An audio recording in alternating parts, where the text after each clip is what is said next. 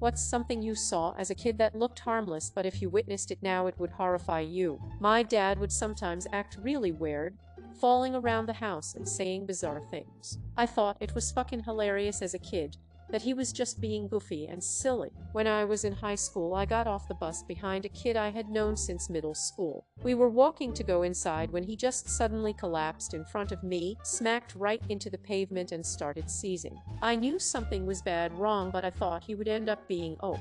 He died in the hospital the next day because of bleeding in his brain. I knew when it happened that it was really fucked up that I saw that, but I never realized how disturbing it is until I got older. Now it really makes me upset. I have memories of him from middle school, and he was just such a sweet and kind kid. He died freshman year, and they had a moment of silence for him at our graduation. It was very sad. Fuck brain aneurysms. Watching my kindergarten teacher die of cancer. He just kept getting skinnier and paler and more exhausted, and eventually he just didn't show up anymore, and that was that. Didn't understand it then, obviously. In second grade, I remember having a teacher that was pregnant, like really pregnant, and one day she showed up not pregnant and she seemed to be acting oddly. She miscarried twins on a Friday and showed up for class on Monday. Now that's being committed to your job. Later that year, husband wrapped his truck around a light pole, shit-faced drunk. She still showed up for class. Holy shit, that's so sad and horrifying. I saw a mom and her little daughter get shot in a nice neighborhood cafe across the street when I was shopping for shoes with my mom as a kid. I was old enough to know it was terrible, but it didn't quite sink in until much later. Ex-boyfriend shot them and then himself. So sad. I had a friend that was in a cave with his mom. They sat next to a window. The mom then got shot through the window. Luckily, she managed to survive. When I was about 4 years old, I grabbed an Australian brown snake and swung it around like a lasso. The second most venomous land snake.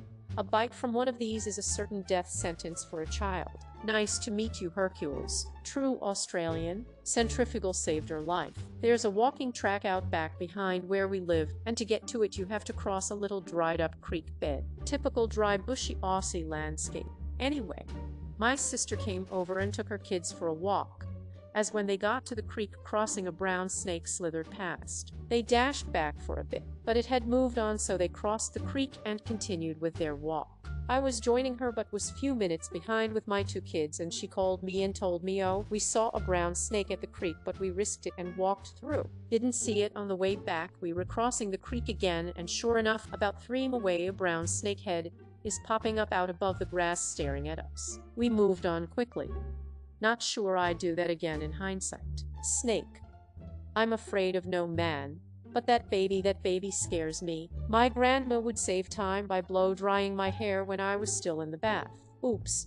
The hairdryer just nearly slipped out of my hand. Depends on the year. If you had a C outlet, then you would have lived. Hopefully. Was she NASCAR pit crew. When I was in 6th grade, a girl showed up to school with a Tinkerbell tattoo on her hip. In our child brains, we found this very mature and grown up, that her parents had let a family member tattoo her. Looking back at it now, it's concerning that anyone would sign off on a tattoo for a 10-11-year-old. Same thing happened at my school.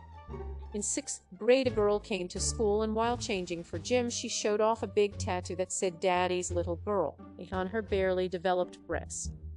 She turned out up, but you can still see the tattoo in pictures she posts on Facebook, and I cringed just thinking about it. Damn, that's crazy. Also, the fact that she could sit through all of that pain as a kid. Also, wouldn't it horribly morph as she grew? In kindergarten, my friend Mike's dad used to pick us up, and he always had a cooler of beers on the front seat with him. Would casually sip from cans as he drove. I initially read that as a cooler of beans, and the image of someone casually sipping on a can of beans while driving was much more disturbing than a duel. My town swim instructor would always make fun of the boys anywhere from ages 6-13 or so for wanting to change in the stalls, and not out in the main changing room area where he was with his clipboard. He was eventually arrested when a computer tech found child porn on his laptop when he took it in for some repairs, and thanks to the trial we learned that he was filming us with a little camera attached to his clipboard. Also that he had been molesting a disabled boy that was in his care. What the fuck? What a sicko. Where's that bat-wielding grandma? We need her help. This reminds me that my Scouts leader at age 610 always insisted on basically seeing us naked when showering. We often were on campsites where you needed to put a coin in the shower for hot water, and she would only give us the coin once we were fully undressed because we would lose it otherwise. She also made fun of and forbade a girl wanting to shower in her bikini in group showers. Hey go, hey you, how go? Show, you on you, or my word, her to sure.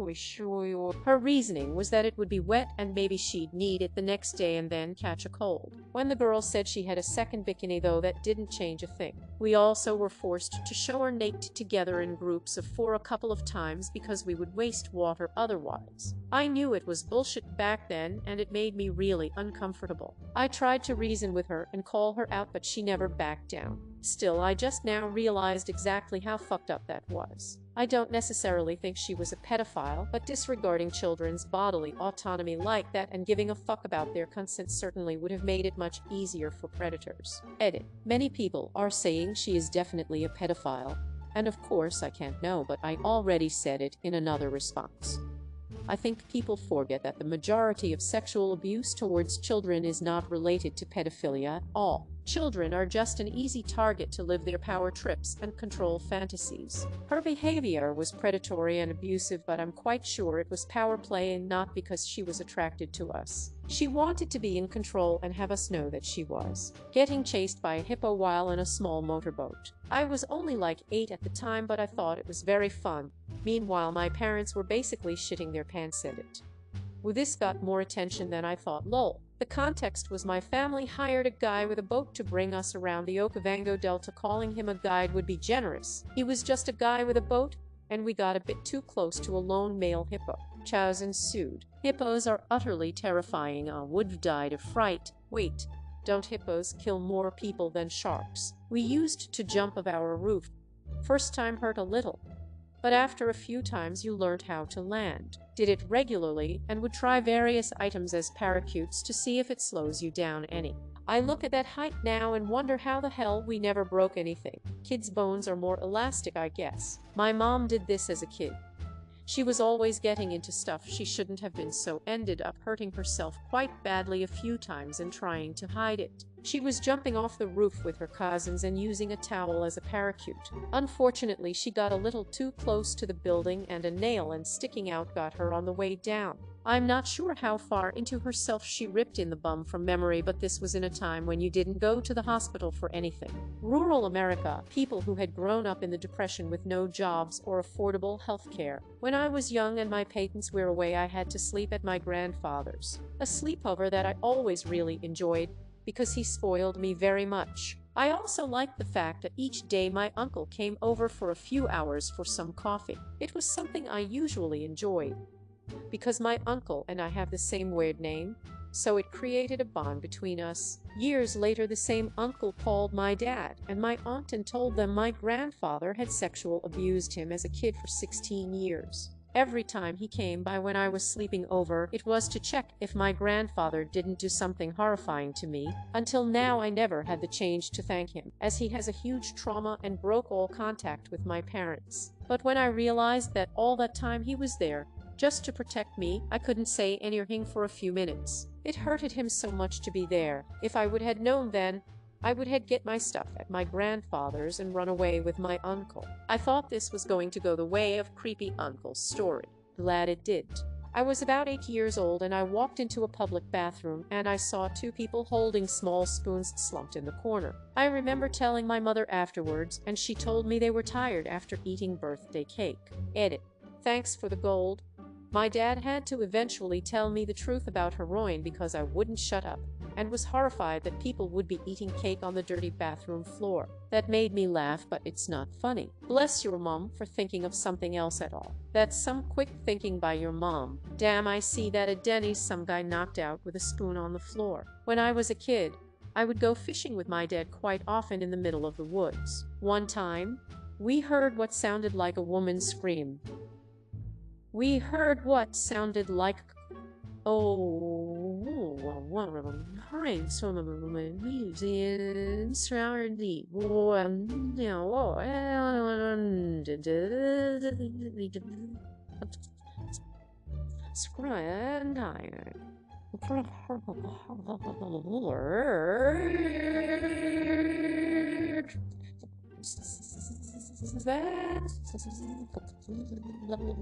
like so I go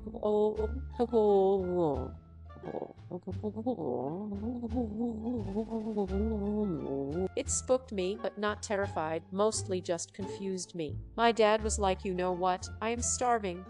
Let's head home. And we left faster than normal, but he acted normal. Years later, we were reminiscing about all the adventures in the woods, and I mentioned the weird scream, and he said, oh, yee, that was a mountain lion. As soon as I hears the scream, I looked up and saw it looking directly at you from the bank. That's why we got the hell out of Dodge. I had no clue. Edit for clarity. I don't think it was hunting us. I think it saw us as a threat to its territory and gave us a warning to foe. I think if we would have stayed or panicked, it might have attacked. While mountain lions do sometimes attack humans for food, usually children, they are unlikely to waste the energy, especially if the child is with an adult. But if they are going to attack you for food, they obviously aren't going to warn you. But that doesn't mean you shouldn't take their cries seriously. Also, thanks so much for the awards. That's a smart dad, haha, big props to him. I've heard cougars, you were right. It could not sound any more like a woman screaming, get it? I'm loving all the screaming cogger jokes. Holy shit, dude, glad everything turned out ok. I was like, damn, he was really gonna just leave a screaming woman in the forest without checking. Then I got to the end. A kid fucking sharpened his fingers with an automatic pencil sharpener at grade 2. Everyone didn't know what was going on until the teacher started freaking out. How sharp did he get it? I just remembered I tried to stick my finger into electric pencil sharpeners as a kid and disliked how my fingers were too big to fit in it. What the hell was I thinking? I'm sorry, did you say fingers? As in once wasn't painful enough. Had a jogger get hit by a car outside my house once when I was about 8 or 9. My nephew came running inside yelling at my parents and my sister to call the ambulance because he was bleeding pretty badly. I could even see him from our playroom's window, and I wondered what he was doing lying on the grass. Turns out he was bleeding out pretty badly, deliriously yelling at my parents when they tried to help. Eventually, an ambulance came and picked him up, but my parents always told me he made it out okay. The day after, in the spot he was found, someone had put a lily in the grass in a vase. It took me longer than I care to admit to figure out he died from the hit and run. Until the age of 12, my grandma had custody of me. I used to sleep with her, and she slept with a baseball bat next to her bed. It wasn't until I was much older that I realized she did it. Dad's friends wouldn't be able to do anything to me. Dad was a drug addict and drunk, and when he was out of prison, he had all kinds of people in and out of the house. You would never know what would be missing the next day. Often my Nintendo. She did everything she could to protect me from God knows who what, and I had zero clue. Your grandma is a hero. Bless her. What a lady. Gold for you and your fucking badass amazing grandma. Your dad was an ass and your grandmother was a saint. Oh man, my brother was a drug addict, and if it wasn't my boombox or Walkman missing, it was my bike. Couldn't have anything nice. It was when my nanny and I role-played to be in a relationship. Mom. An abusive relationship, mind you. I was 8 at that time. She'd kiss me on the lips and I'd sit on her lap, and it's really creeping me out now that I think about it. I also got molested by my babysitter and didn't realize that that was what it was until I was a legal adult. That's some unresolved trauma that I don't want to deal with. I'm so sorry you had to go through this. That's so gross. I hope you re-oak. I used to babysit a lot when I was like 12-13. I babysat for a family once where the 2-year-old boy's room had a lock on the outside. They told me to lock him in there for half an hour if he misbehaved, which I never did. At the time it seemed a little strange, but obviously now as an adult it seems like a giant red flag. When I was looking to buy a house a while back, my then fiance and I found a house with locks on the outside of all the bedroom doors. And going inside those rooms we found scratch marks on every single door. We noped the fuck out of that house so fast. A girl in my 5th grade class tried to commit suicide. While class was in session, I watched as I saw her fill her bag with a lot of heavy books, put her head up over her chair, and put the book bag handle around her neck to choke herself. She was removed from class, and I didn't see her for months afterwards. In junior high, a girl I had a crush on turned to me in class and asked me if I wanted to see something, and then opened her wrist lengthwise with a pair of scissors. Like and subscribe for more Reddit content. Watch the next video at the top of your screen.